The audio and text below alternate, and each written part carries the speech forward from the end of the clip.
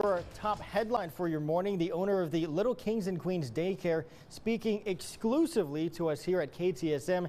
He's been accused of child abuse and neglect by a parent, but he insists that those allegations are not true whatsoever. Our KTSM 9 news reporter Skylar Soto shares more on what he had to say. Joel Estrada is now speaking out, trying to clear his name. You may remember a mother who took her child to the daycare, sparking outrage on social media, alleging her little girl was abused at the daycare, even posting a graphic photo of a bloody diaper.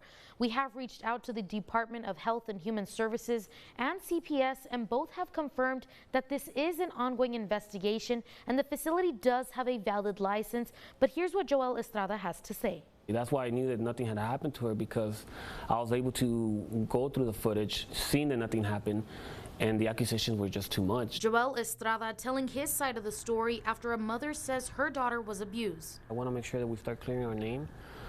We tried to do so at the beginning, but it was just a overload of attacks and harassment, and anything that we would put out was getting turned around and just pretty much going towards our way. So we just decided to, follow my lawyer's advice and just, stay quiet until the investigation proceeded. So unfortunately, I can't do nothing about anybody's opinions. All I can say is that we were here since the beginning to serve the community. Estrada says when the rumors were brought to light, he tried to put himself in the mother's shoes. Estrada telling KTSM about alleged accusations that were made against him, like going to Juarez and getting an apartment near the daycare. I had got an apartment since August of this year, and I was in the process of furnishing that apartment. I was looking through like a separation with my wife at that moment, and unfortunately that's something that we want to keep private, right? But it has been brought up to light because of the situation.